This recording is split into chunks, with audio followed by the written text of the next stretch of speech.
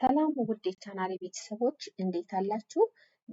ዛሬ የምንነጋገረው አዲሱ የገቢ ግብር አዋጅ 1395 2017 ላይ የተቀመጠውን ግብር ከፋዮች በየሩብ ዓመቱ ግብራቸውን እንዴት እንደሚከፍሉ አዲሱ አዋጅ ያስቀመጠውን አስገዳጅ ሁኔታ እናያለን ማለት ነው። ደረጃ ሀ ግብር ከፋዮች ሁለተኛ ሩብ ዓመት ከግንቦት 1 እስከ 30 የመክፈያ ጊዜ ነው። ደረጃ ሀ ግብር ከፋዮች ዓመታዊ ግብራቸውን አሳውቀው የሚከፍሉት ከሐምሌ 1 እስከ ጥቅምት 30 ባለው ጊዜ ነው ማለት ነው። አዋጁ እንደሚለው ቀጣዩን ዓመት ግብር በየሶስት ወሩ በቅድሚያ መክፈል አለባቸው ብሎ ይደነግጋል። የክፍያ ስሌቱ ባለፈው ዓመት ለምሳሌ 2017 ዓመተ ምህረት 150 ሺህ ብር ግብር ከፍለን ከነበረ ይህንን 150 ሺህ ብር በየሩብ ዓመቱ 25% ወይም ለአራት አካፍለን 37500 ብር ይመጣል። ምሳሌ ነው ይሄ። በየሩብ ዓመቱ የምንከፍለውን የዚህን 25% ወይም 37500 ብር ይሆናል ማለት ነው። እንግዲህ ምንድን ነው የክፍያ ስሌቱ ባለፈው ዓመት እንደተነጋገርነው ነው።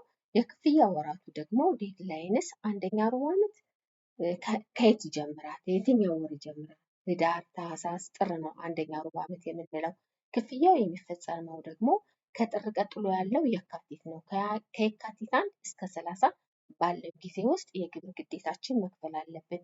የባለፈውን ዓመት ምሳሌ እንደወሰድ ነው ባለፈው በ2017 የከፈልነውን ያን ያህል አማውንት ባለ አራት ከፍለን ቀደም እንዳልኩት 25% እንከፍላለን ማለት ነው። ሁለተኛ የሩብ ዓመት ደግሞ የምንለው የካቲት፣ መጋቢት፣ ሚያዝያ ነው። የክፍያው የሚፈጸምበት ከሚያዝያ ቀጥሎ ያለው ወር ምንድን ነው? ግንቦት ነው። ከግንቦት 1 እስከ 30 ድረስ የመክፈያ ጊዜ ነው ማለት ነው። በተመሳሳይ ደግሞ ሶስተኛ ሩብ ዓመት ግንቦት፣ ሰኔ፣ ሐምሌ ነው። ክፍያ የሚፈጸመው ደግሞ ከነሐሴ 1 እስከ 30 ባለው ጊዜ ነው ማለት ነው። አራተኛ ሩብ ዓመት አሁንም ተመሳሳይ ናቸው። ነሐሴ፣ መስከረም፣ ጥቅምት ሲሆን ይህ ክፍያ ከዓመታዊ ግብር ጋር አብሮ ጥቅምት 30 ላይ ይቀርባል ማለት ነው። እንግዲህ ደግሞ ሌላው ምንድን መሰላችሁ በውጭ አቆጣጠር የሚጠቀሙ በጎርጎሪያን ካላንደር ግብራቸውን ግዴታቸውን የሚከፍሉ ደግሞ የክፍያ ጊዜያቸው እንደሚከተለው ይሆናል። አንደኛ ሩብ ዓመት ሜይ፣ ጁን፣ ጁላይ ሲሆን የክፍያ ጊዜያቸው ደግሞ ከኦገስት 1 እስከ 31 ይሆናል። በተመሳሳይ ሁለተኛ ሩብ ዓመት ደግሞ የሚከፍሉት ኦገስት፣ ሴፕቴምበር፣ ኦክቶበር ይሆንና ከኖቬምበር 1 እስከ 30 ባለው ጊዜ ግዴታቸውን ይፈጽማሉ ማለት ነው።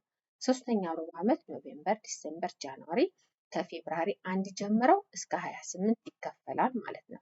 አራተኛ ሩብ ዓመት ፌብራሪ፣ ማርች፣ ኤፕሪል ሆነው የመክፈያ ጊዜው ከዓመታዊ ሪፖርት ጋር አብሮ ይቀርባል ማለት ነው። እዚህ ጋር ምንድን ነው በፈረንጅ በውጭ አቆጣጠርም ሆነ በኢትዮጵያ አቆጣጠር በየሩብ ዓመቱ ግብራቸውን የመክፈል ግዴታ ሲኖርባቸው ለምሳሌ አምና የከፈሉት ከፍተኛ ብር ከሆነ ዘንድሮ ደግሞ አነስ ያለ ግብር ከተሰላባቸው ልዩነቱን ግብር ከፋዩ ይወስዳል ማለት ነው። ከበለጠ ደግሞ ጨምሮ ይከፍላል ማለት ነው። ሌላው ለውጥ ደግሞ ይሄ ነው። 1395 ብዙ ለውጦች ቢኖሩትም ጎላ ያለው እዚህ ጋር የሩብ ዓመቱ ግብርን ከፋፍሎ መክፈል ይህ ነገር ነው የተለየው በጣም ብዬ አስባለሁ።